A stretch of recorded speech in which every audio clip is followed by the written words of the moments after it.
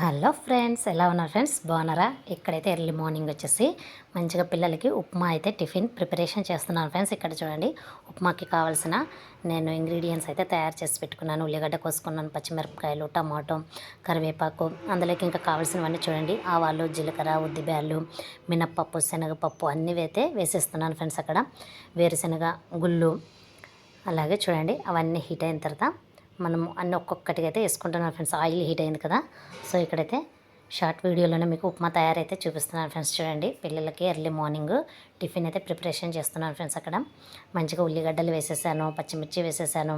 అవి మంచిగా హీట్ అయిన తర్వాత బాగా వేగిన తర్వాత అయితే టమాటా వేసి కూడా మంచిగా తిప్పాలి ఫ్రెండ్స్. మంచిగా తిప్పేసి చూడండి కరివేపాకు కూడా వేస్తున్నాను అనమాట. సో మా ఇంట్లో ఈరోజు పిల్లల కోసం అయితే టిఫిన్, స్కూల్కి వెళ్తున్నారు కాబట్టి ఎర్లీ మార్నింగ్ మంచిగా టిఫిన్ అయితే చేసేసాను ఫ్రెండ్స్.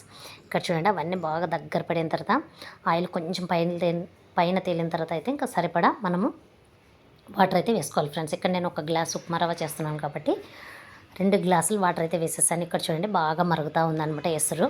ఇప్పుడు ఉప్మా రవ్వ అయితే వేసేస్తున్నాను ఫ్రెండ్స్. చూడండి, ఉప్మా రవ్వ వేసేసుకొని మనం బాగా కలిపేసుకున్నాం అనుకోండి, వేడి వేడి ఉప్మా అయితే రెడీ అయిపోతుంది ఫ్రెండ్స్. చూడండి, ఇలా పొద్దున్నే చాలా హెల్త్కి చాలా మంచిది ఫ్రెండ్స్ ఉప్మా అయితే. అది గోధుమ రవ్వ ఉప్మా రవ్వనే వాడండి ఫ్రెండ్స్, చాలా మంచిది అనమాట. కొంతమంది అయితే బొంబాయి రవ్వతో కానీ అలా చేస్తుంటారనమాట. అవి అయితే నేను ఏమీ వాడను ఫ్రెండ్స్.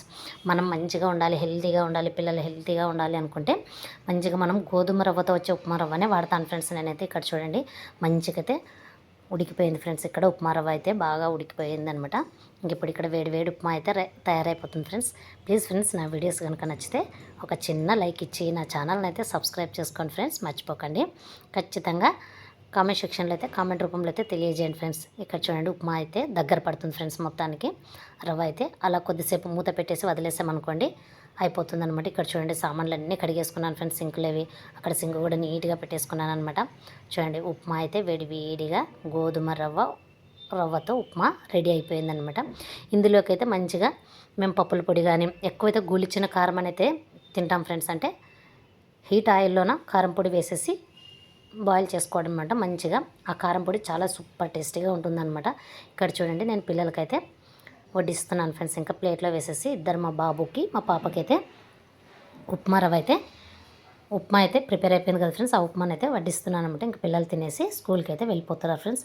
ఇక్కడతో నా మార్నింగ్ టిఫిన్ అయితే అయిపోయింది ఫ్రెండ్స్. ఇంకా ఆఫ్టర్నూన్ లంచ్ అంతా ప్రిపేర్ చేయాలన్నమాట. నా వీడియోస్ నచ్చితే ఒక చిన్న లైక్ అండ్ ఫ్రెండ్స్. నేను మీ చందుని మర్చిపోకండి, మీ సపోర్ట్ అయితే నాకు ఖచ్చితంగా ఇవ్వాలి ఫ్రెండ్స్. నా ఛానల్ సబ్స్క్రైబ్ చేసుకోండి.